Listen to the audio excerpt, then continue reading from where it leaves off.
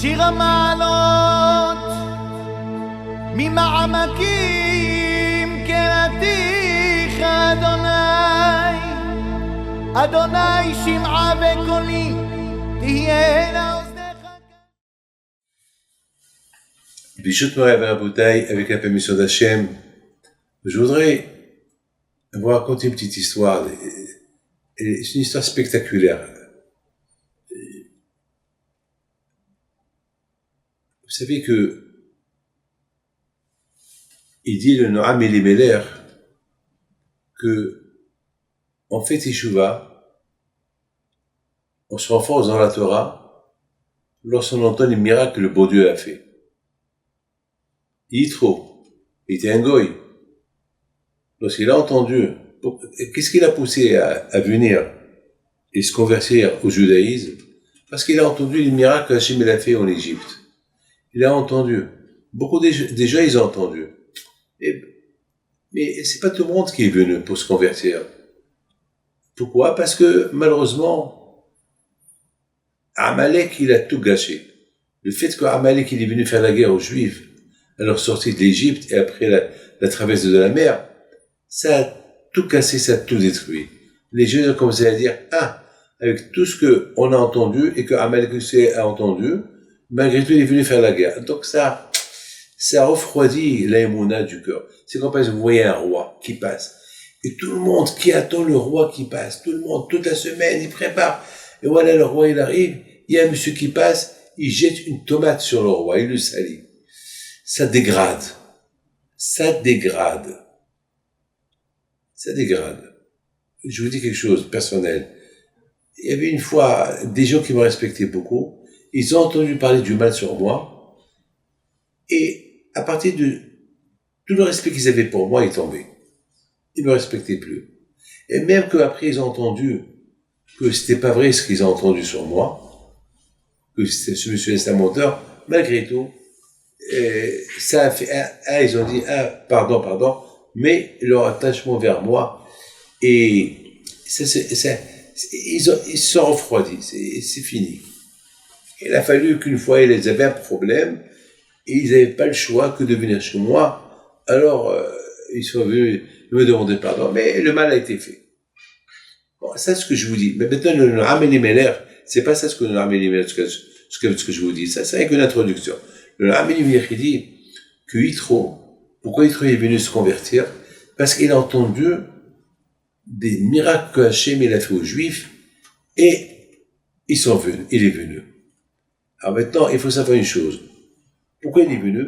Parce que il sait que si ça ne tâche pas un tzaddik, alors tout ce qu'il a entendu jusqu'à maintenant, il va se refroidir.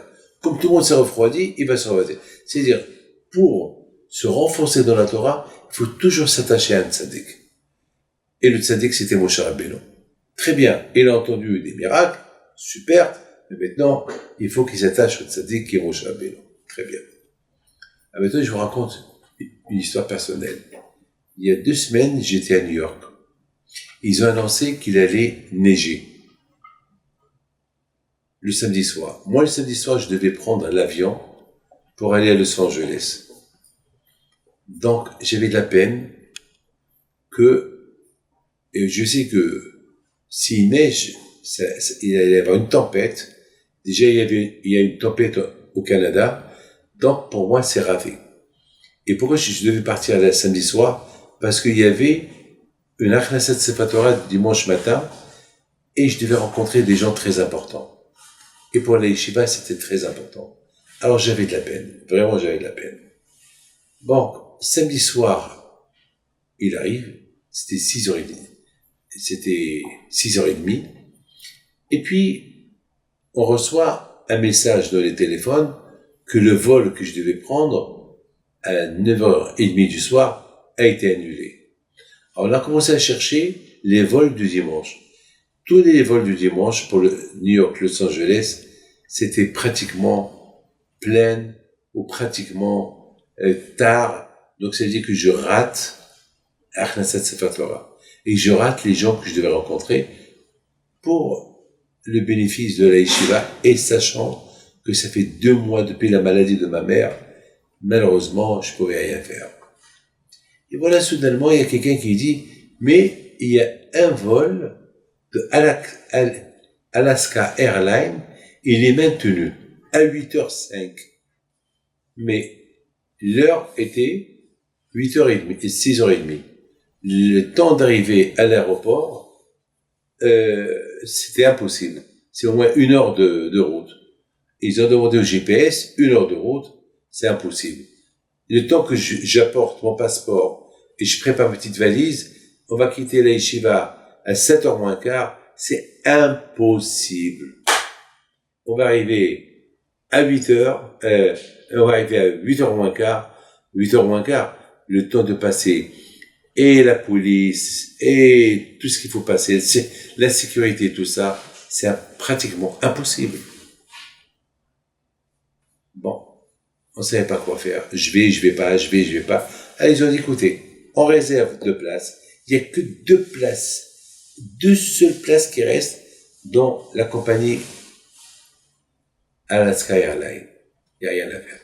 Vite, on réserve, on prend les billets et on devait les confirmer là-bas à l'aéroport, au desk de Alaska Airlines, à JFK.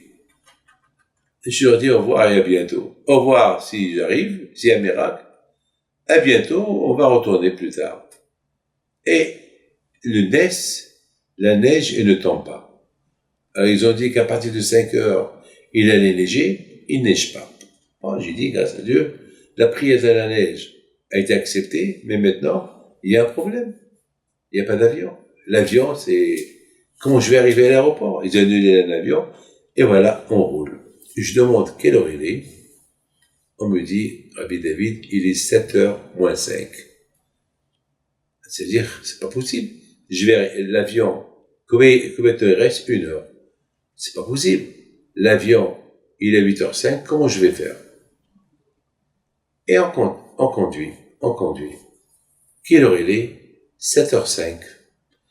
Chaque 5 minutes. Quelle heure il est? 5h10, 7h10. Et combien il reste? 50 minutes. Et chaque fois je demande, quelle heure il est? 7h30. Et combien il reste, Rabbi David? Il y a un problème.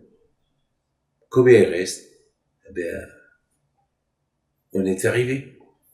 Comment vous êtes arrivé? Je comprends pas. On arrive à JFK à 1h30. C'est pas possible.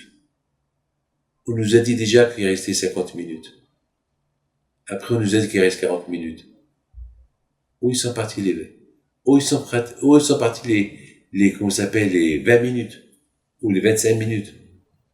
On arrive à 1h30. 7h30. On court vers le desk de Alaska Airlines. On paye les billets. Le temps qu'on traverse la sécurité et la police, on arrive à l'avion. Il était 8h moins 10. On rentre dans l'avion. Les 2 premières places, Hanania d'un côté, moi de l'autre côté. Et la place à côté de moi était vide. Il y a une femme qui arrive exactement à 8h05 au moment qu'on ferme les portes. Elle vient vers moi, je la connais pas. Elle me dit, ce monsieur qui est assis là, il est avec vous? Je lui dis, oui, madame. Est-ce il peut s'asseoir à côté de vous? Et moi, je prends sa place. Je lui dis, bien sûr, madame.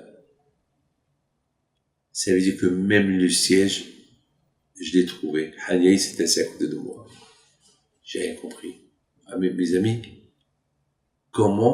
qu'est-ce qui s'est passé exactement? Personne ne comprend. C'est ce qu'on appelle la terre qui se raccourcit. Aucun ne croit à mon histoire. C'est pas possible. C'était samedi soir, c'était l'heure où il y avait trop de circulation. Comment vous comprenez cela? Eh ben, mes amis, lorsqu'on a l'émona en Hachem, lorsqu'on est attaché à Hachem, Lorsqu'on croit à Hachem, on est attaché au tzadikim, tout devient normal. Comme Yitro. Yitro était attaché à Hachem. Il est venu s'attacher davantage à Hachem. Il n'a rien vu, il a entendu. Pour sceller ce qu'il a entendu, il fallait qu'il s'attache à un tzaddik, que le tzaddik lui a donné le tampon. Et c'est comme ça que Dieu protège Amit Kehatza. אדוני משומרים לבוקר, שומרים לבוקר, יחל ישראל אל אדוני, כי עם אדוני החסד, והרבה עמו פדות, והוא יפדה את ישראל מכל עוונותיו.